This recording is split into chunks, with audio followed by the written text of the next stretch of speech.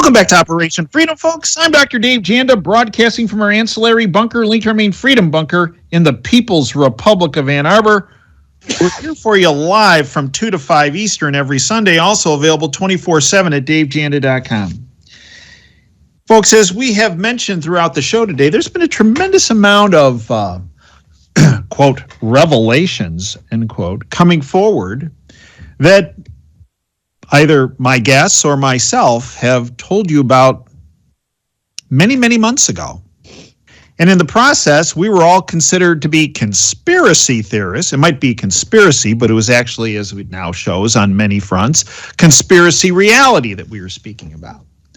One of which was, the people in the People's Republic of Ann Arbor were absolute. They actually almost put copies of the letter that the 50 former Intel operatives that spoke up on behalf of Joe Biden that the Hunter Biden laptop was a fraud and was Russian disinformation. They practically had placards made up in the People's Republic of Ann Arbor and were putting them wanted to put them up as lawn signs that, it was like a Biden sign in the 2020 election. All these people are conspiracy theorists that are talking about the Hunter Biden laptop, and there are these 50 senior intelligence officials from not just Democrat administrations, but Republican. Remember, there's one political party, the Republicans, owned and operated by the same globalist cult syndicate, criminal syndicate, might I add.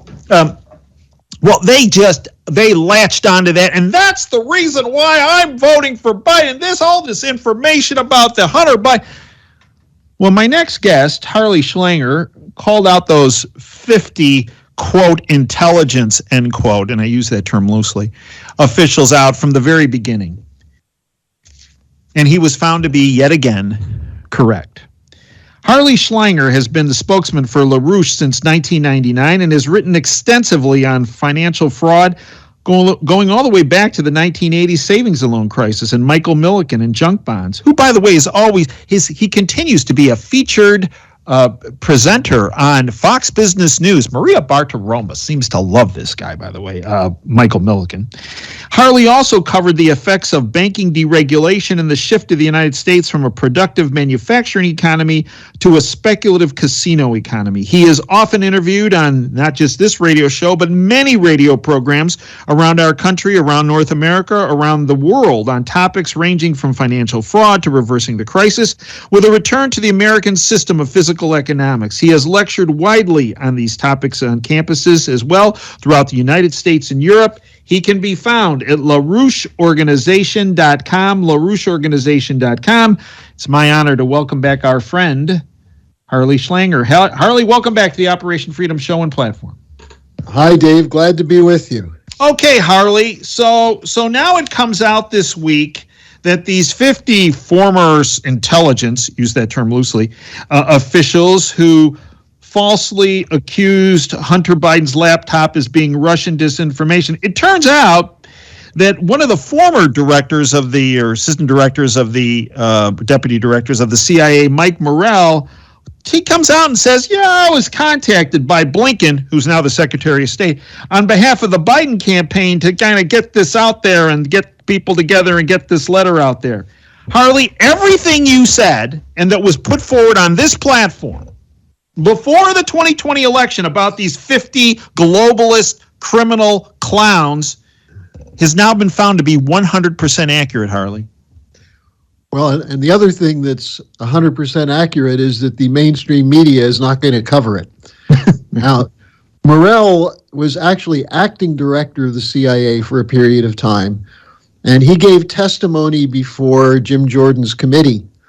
And what he said is that he was contacted by Blinken, who was a special advisor to Biden, and that he brought up the Russian disinformation story of the Hunter Biden laptop. And then he sent a USA Today article which said that it was Russian disinformation. And Morrell testified that sparked his interest. And he then drafted the letter, which said that it appears to be a classic case of Russian disinformation. Now, this, of course, became the story. Twitter suspended the New York Post story on this. Many people who ended up voting for Biden have said they wouldn't have voted for Biden had they been told that the story was true about the Hunter Biden laptop. Now, what I would say is that this is an example of the disinformation industrial complex, which is what is run by the CIA, the FBI, and the mainstream media.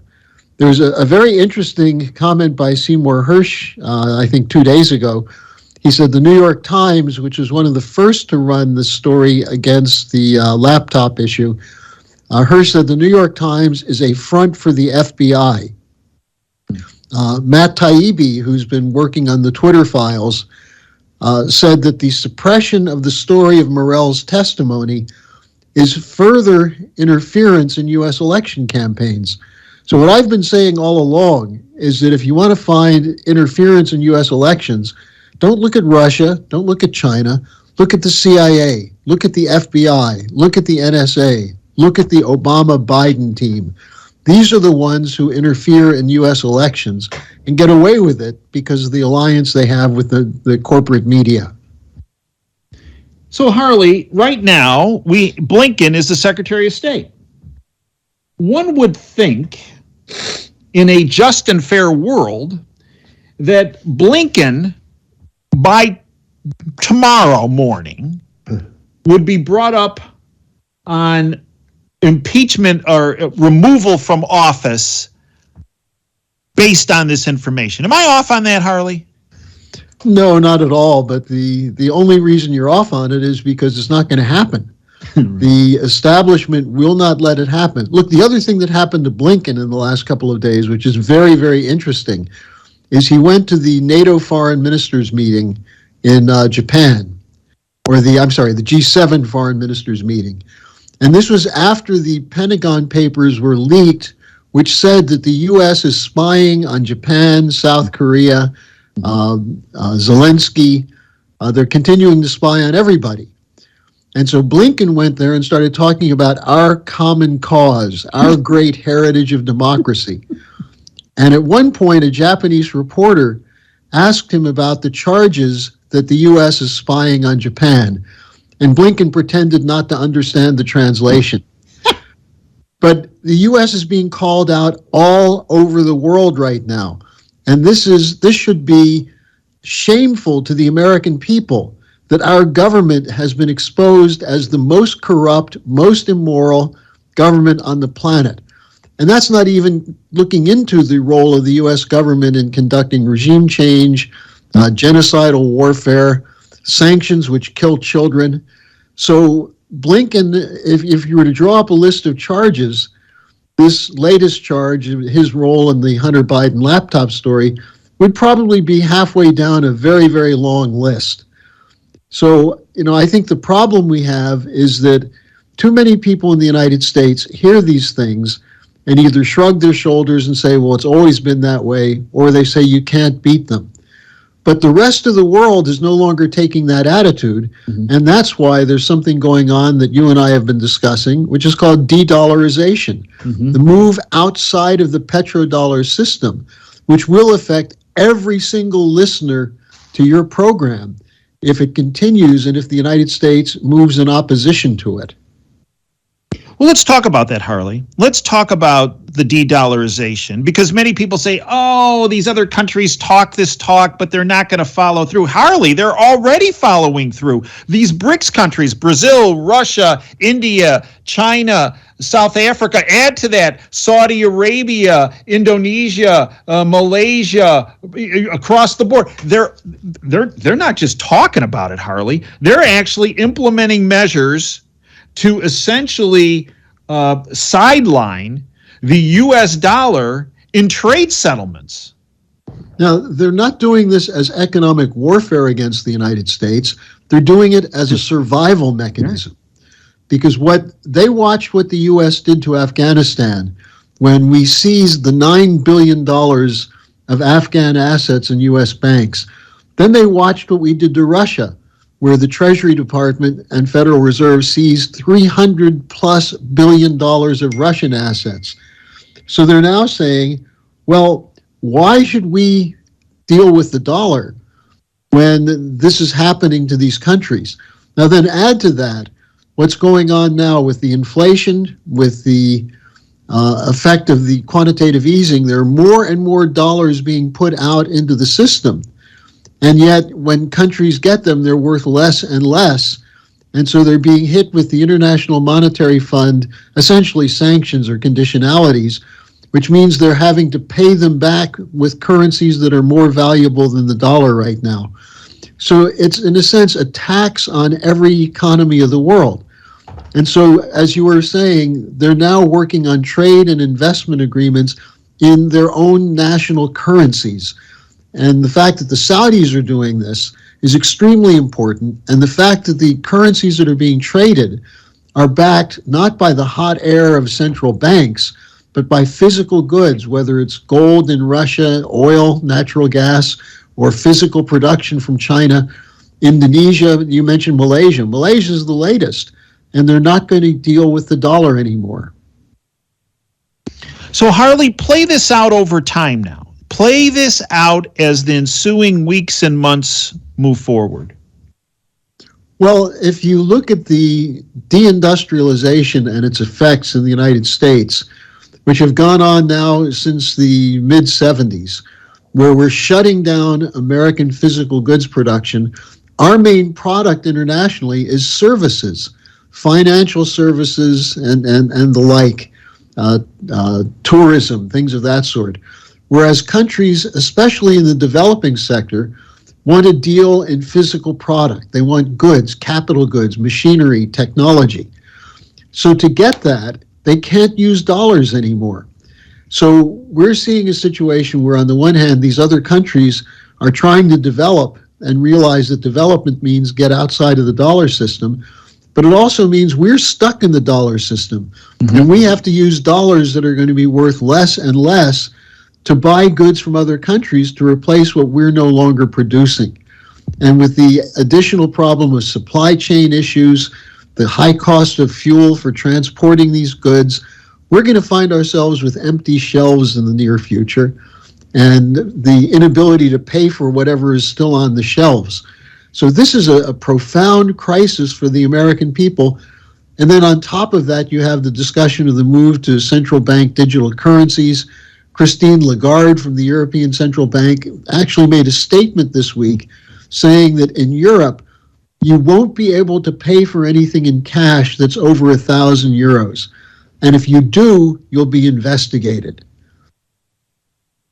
Chilling. But we saw a hint of this, didn't we, Harley, with what happened with the Canadian truckers a year ago, right? Yep. Yeah, exactly. It's the same process. They've been trying in bits and pieces to put this thing into place. You know, people keep asking me, should we be worried about it? And the answer is yes, we should. But if we do something about it, if we inform people, the Congress will be too frightened to go with this. The Congress is hesitant to do this because they know it's such a profound shift. But they're being told there's no option. In fact, they're told the world is ganging up on us. It's the Chinese, it's the Russians. No, the biggest enemy of the American people is not China and Russia. It's the U.S. deep state, the permanent bureaucracy in the State Department, in the intelligence community, in the Justice Department. That's the threat to freedom in the United States. That's where it's located. Folks, we're speaking with Harley Schlanger from LaRoucheOrganization.com.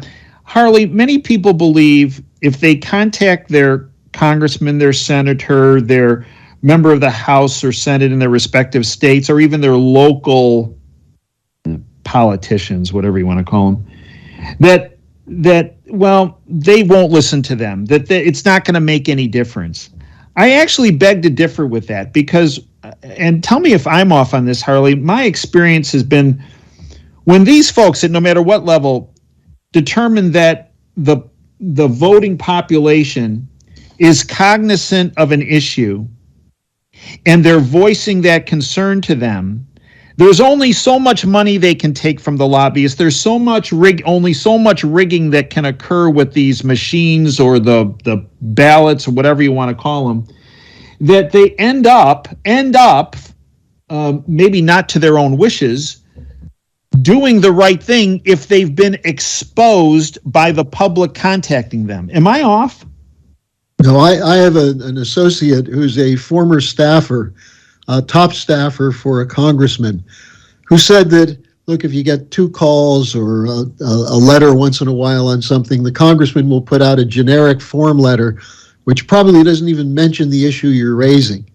But if they start receiving more than 1 or 2 letters in a week, 5 letters, 15 phone calls, they start paying attention. The first thing they'll ask is, where's this coming from?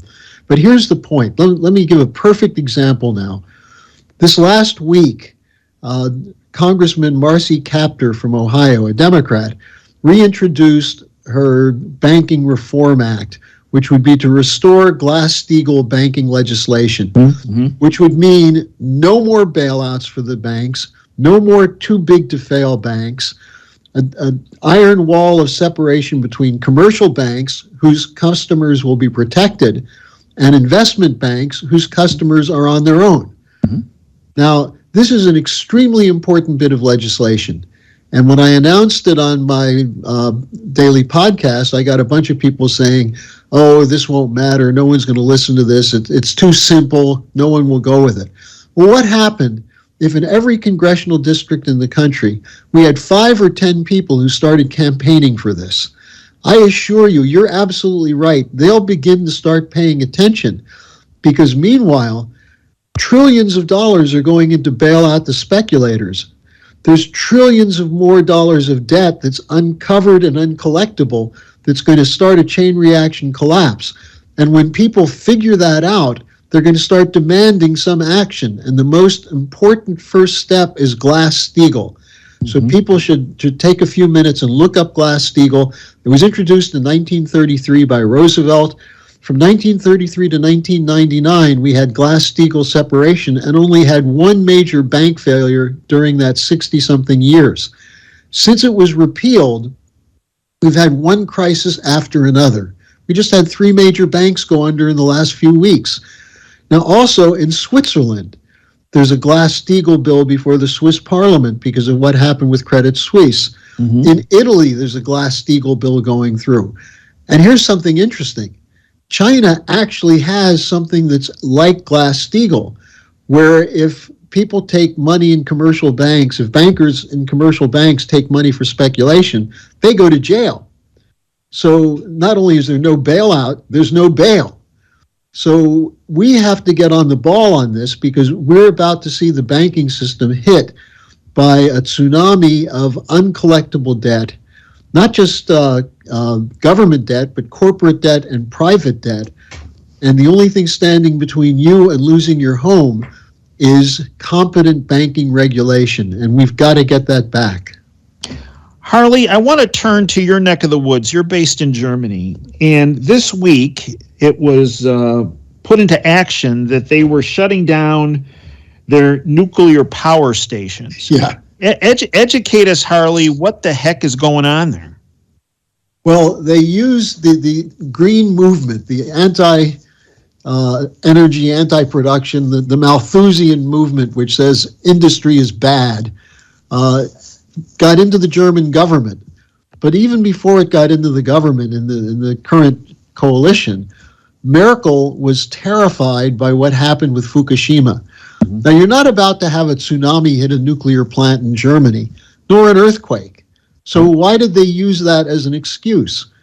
Well, the people who are pushing green ideology want to deindustrialize the earth.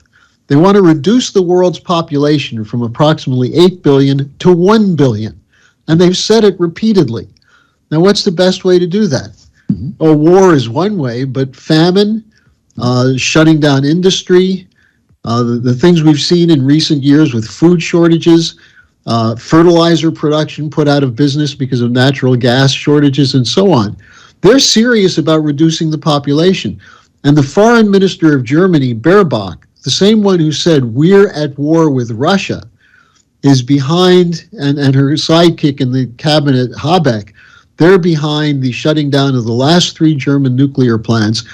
And the day after they were shut down, which was last Saturday night, a week ago, that next morning, the total amount of electricity from renewable sources was 1.4% what was needed from solar and 13% from wind. In other words, in order to keep families warm that day, Germany had to import electricity from every single neighbor country, including countries that use nuclear power.